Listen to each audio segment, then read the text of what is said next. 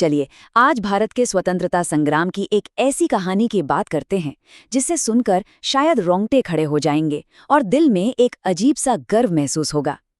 ये कहानी है एक ऐसे नायक की जिसे इतिहास ने भुला दिया, लेकिन उसके अपने लोग उसे मन्यम वीरुडु कहते थे, जिसका मतलब है जंगलों का भगवान। ये एक ऐसी कहानी है जो बहादुरी और बलिदान की एक जबरदस्त मिसाल है, पर पता नहीं कैसे इतिहास के पन्नों में कहीं खो सी गई।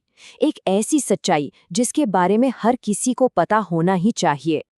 तो सवाल ये है कि आखिर ये हुआ कैसे? कैसे एक अकेले इंसान ने सिर्फ अपनी हिम्मत और जंगल के ज्ञान के दम पर दुनिया की सबसे बड़ी ताकत की चूल्हे हिलाकर रख दी थी? आइए इसी सवाल का जवाब ढूंढते हैं। तो इस कहानी की शुरुआत होती है आंध्र प्रदेश के एक छोटे से गांव भीमावरम से। यहीं पर अल्लूरी सीताराम राजू का बचपन बीता था। देखिए, सीताराम बचपन से ही ना थोड़े अलग थे। मतलब जब दूसरे बच्चे खेल कूद में लगे रहते थे तो वो अपना ज्यादातर वक्त जंगलों में गुजारते थे। पेड़ों से, जानवरों से उन्हें एक अलग ही लगाव था और उनके अंदर ना निडरता, दया और अन्याय के खिलाफ लड़ने का जज्बा वो बचपन से ही कूट कूट कर भरा हुआ था।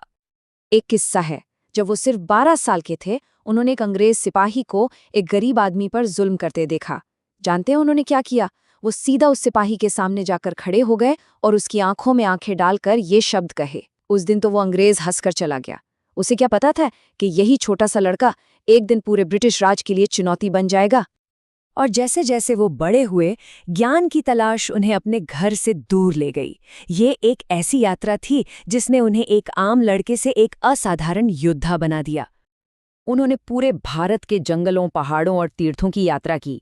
इस दौरान उन्होंने आयुर्वेद और जड़ी बूटियों का गहरा ज्ञान हासिल किया, योग और ध्यान से अपने मन को साधा और तीरंदाजी से लेकर तलवारबाजी तक हर तरह की युद्ध कला सीख ली। वो अब तक मानो जंगल की भाषा समझने लगे थे और ये सारी तैयारी आने वाले एक बहुत बड़े संग्राम के लिए थी। साल 1920 के आसपास सीताराम पहुंचे मन्यम के घने जंगलों में, जो आदिवासियों का घर था, और यहाँ उन्होंने जो कुछ अपनी आंखों से देखा, बस वहीं से असली कहानी की शुरुआत हुई।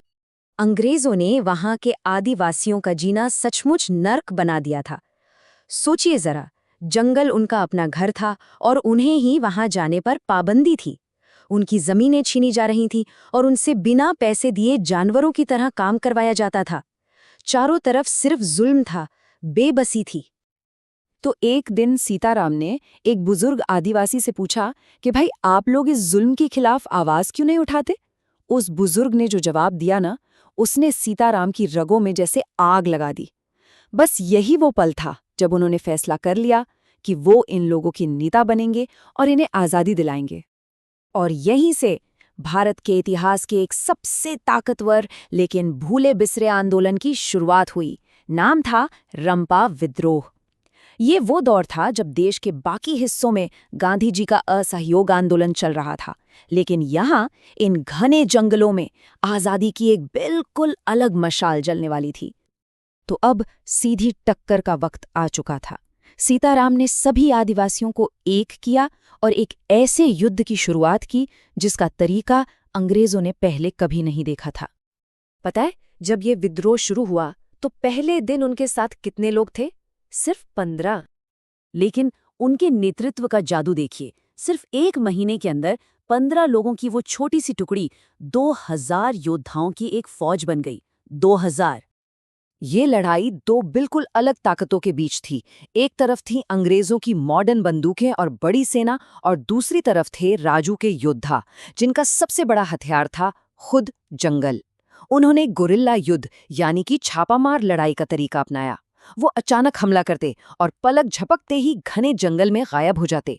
ये आज़ादी की लड़ाई का वो रूप था जो शहरों के आंदोलनों से बिल्कुल अलग था। ये जंगल का अपना संग्राम था। राजू अंग्रेजों के लिए एक पहेली बन गए थे, एक ऐसा भूत जिसे वो पकड़ ही नहीं पा रहे थे। उन्हें समझ ही नहीं आता था कि हमला हो कहाँ से रहा है। हालत ये थी कि एक ब्रिटिश अफसर ने अपनी रिपोर्ट में लिखा कि राजू हवा की तरह हैं जिन्हें पकड़ना नामुमकिन है। जब अंग्रेज सीधी लड़ाई में राजू को हरा नहीं पाए तो उन्होंने अपनाया धोखे और साजिश का रास्ता। और अब ये कहानी अपने सबसे दर्दनाक मोड़ पर पहुंच रही थी। अंग्रेज सरकार ने राजू को जिंदा या मुर्दा पकड़वाने वाले के लिए 10,000 रुपए का भारी भरकम इनाम रखा। उस जमाने में ये एक बहुत बड़ी रकम थी, लेकिन आदिवासियों की वफादारी देखिए। उन्होंने साफ कह दिया, हम अपने भगवान को पैसों के लिए नहीं बेचेंगे। आखिरकार अंग्रेजों ने कुछ लोगों को लालच देकर अपनी तरफ मिला ही लिया, और एक रात जब सीताराम जंगल में गहरे ध्यान में बैठे थे, उन्हें धोखे से पकड़ लिया गया। अंग्रेजों ने उन्हें लोहे की जंजीरों में जकड़कर गांव-गांव घुमाया ताकि लोगों का हौसला टूट जाए। लेकिन हुआ ठीक इसका उल्टा, लोग उन पर फूल बरसा रहे थे। जब किसी ने उन जंजीरों के बारे में पूछा तो उन्होंने मुस्कुराकर जो जवाब दिया, उसने साबित कर दिया कि शरीर को तो कैद किया जा सकता है, पर आत्मा को नहीं। राजू पकड़े तो गए, लेकिन उनकी कहानी यहाँ खत्म नहीं हुई, बल्कि उनके बलिदान ने उन्हें आज़ादी की लड़ाई के इतिहास में हमेशा के लिए अमर कर दिया। सिर्फ 2 साल, 1922 से 1924 तक। इन 2 सालों में चले इस विद्रोह ने ब्रिटिश साम्राज्य को ये बता दिया था कि भारत का असली जज्बा क्या होता है। राजू ने ये साबित कर दिया कि अगर हौसला और सही रणनीति हो तो बड़ी से बड़ी ताकत भी घुटने टेक सकती है।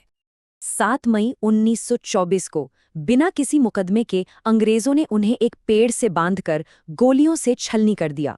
उन्हें लगा कहानी खत्म, पर उनका शरीर जरूर गिरा, उनकी विरासत अमर हो गई। उनकी शहादत के बाद भी आदिवासियों ने महीनों तक लड़ाई जारी रखी और आज़ाद भारत में आंध्र प्रदेश विधानसभा के ठीक सामने उनकी एक विशाल प्रतिमा उनके सम्मान में खड़ी है। अल्लूरी सीताराम राजू सिर्फ एक क्रांतिकारी नहीं थे, वो एक जंगली आंधी थे, जिसने अंग्रेजों को ये एहसास दिलाया कि भारत सिर्फ शहरों में नहीं, बल्कि उसके जंगलों और पहाड़ों में भी जाग चुका है। वो सिर्फ 27 साल की उम्र में शहीद हो गए, लेकिन अपने पीछे ये एक अमर वाक्य छोड़ गए। अगर उनकी कहानी किताबों में नहीं है, तो इसे दुनिया तक पहुंचाना हम सबकी जिम्मेदारी है।